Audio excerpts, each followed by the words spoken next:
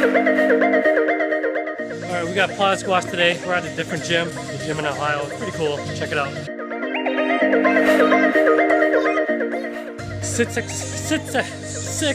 sets of 4 with pod squats. It's the game plan. It's really quiet here today. It's the day after Thanksgiving in this leg. Only a few other people here. Pretty cool. So, it doesn't feel too bad, doesn't feel too hard. A little bit on the slow side, but better than nothing. Yeah, just trying to get my groove back with the pod squat, and yeah, no pain. So that's the best thing. That's the best feeling. So that's what we're trying to achieve here. That's what we're trying to aim for. So after I got the go-ahead from my physical therapist to start training again, I ran the Strongless 5x5 program for a while and regained some strength. Eventually, the volume and 3 times a week frequency became too much, and my right glute wasn't recovering quickly enough between sessions. So then I switched to Jonnie Candito's linear program, which is what you're seeing here. On the second day of the program, there's 3 different options.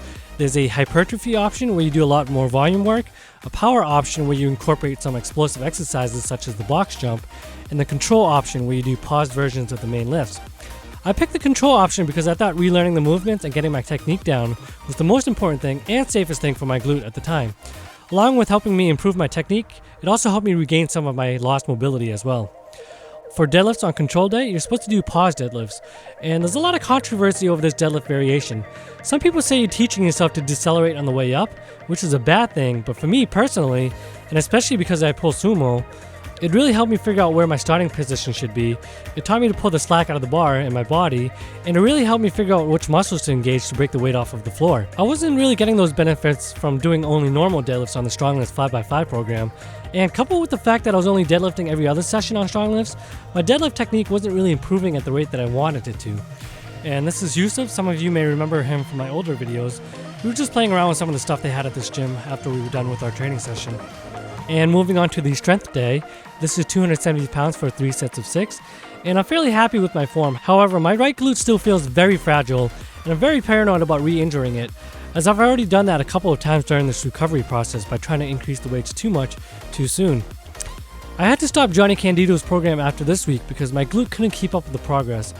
Although I had a goal of repping 315 pounds again on squats, 270 pounds was pretty taxing on my glute. If I keep running a beginner program because the progression is faster, I would risk re-injuring myself. See, the way I define a beginner is in terms of recovery ability.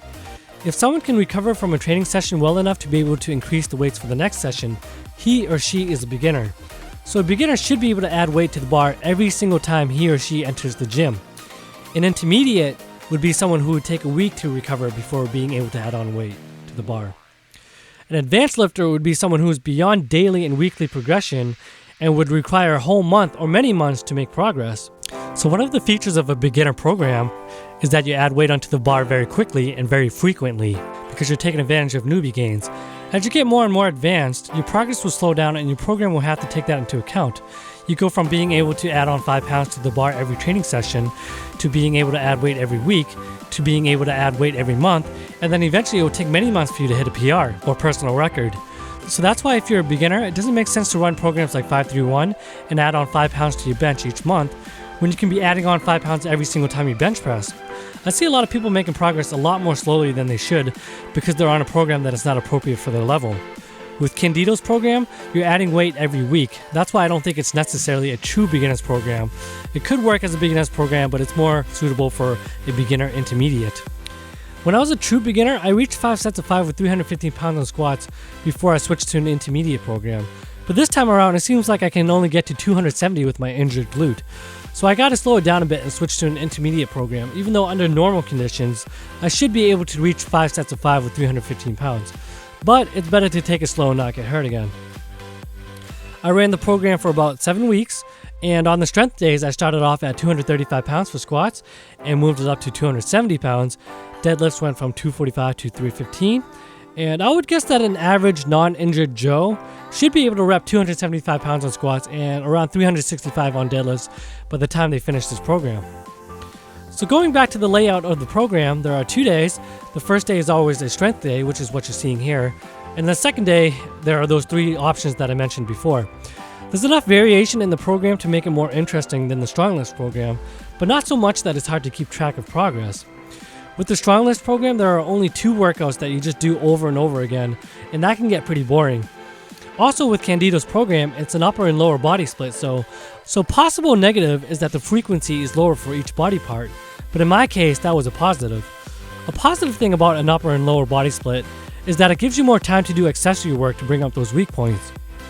So the fact that you have time for more accessory work and that the program uses a little bit more variation with intensity and volume throughout the week, and the fact that you add weight to the bar weekly, I would say that Jonnie Candito's program is suitable for someone in between the beginner and intermediate phase.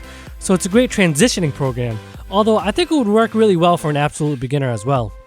So all in all, I would definitely recommend this program to people who are trying to come back from an injury like me, to beginners who are transitioning into an intermediate phase, and also to absolute beginners.